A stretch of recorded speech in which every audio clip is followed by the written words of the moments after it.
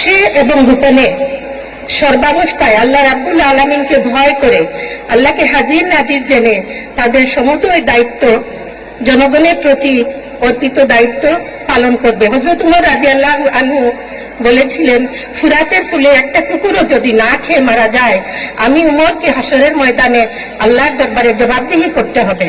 সেই ধরনের আল্লাহ ভীরু, পরহেজগার, আমানতদার, বিশ্বস্ত নেতা এবং দায়িত্বশীল আমাদের প্রয়োজন। মহান আল্লাহ রাব্বুল আলামিন বলেন, নেতা এবং নাগরিক সবাইকে হতে হবে সৎ, যোগ্য, আল্লাহ ভীরু এবং আমানতদার, সৎ চরিত্রবান। মহান আল্লাহ বলেছেন, জনগণের লোকেরা যদি আল্লাহর উপরে ঈমান আনে এবং আল্লাহকে ভয় করে চলার নীতি অবলম্বন করে, তাহলে আল্লাহ রাব্বুল আলামিন আসমান এবং জমিনের সমুদয় রহমত বরকতের দরজা তাদের জন্য খুলে দিবেন। বাংলাদেশের শান্তি সুখের সেরকম একটা কাঙ্ক্ষিত সমাজ এবং দেশ গঠন করা সময়ের ব্যাপার। ইনশাআল্লাহ যদি আমরা সবাই ঐক্যবদ্ধ হই, আমরা সবাই যদি চেষ্টা করি, আগামী 12 তারিখে আমরা সবাই ভোট কেন্দ্রে যাব, নিজেদের বিবেকের রায় আমরা প্রদান করব এবং সৎ, যোগ্য,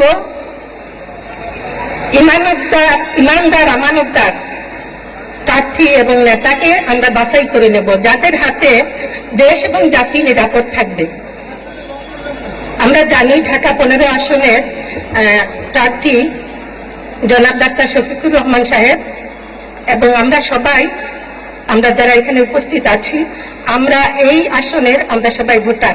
আমরা ভোটও দেব, দোয়াও করব এবং সার্বিকভাবে সহযোগিতা করব, যার যার ভূমিকা এবং দায়িত্ব পালন করব দেশের জন্য, জাতির জন্য, উম্মার জন্য।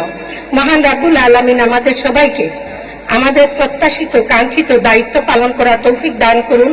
সবাইকে আল্লাহ সুস্থ রাখুন, আমাদের পরিবার পরিজন সবাইকে আল্লাহ হেফাজত করুন। 24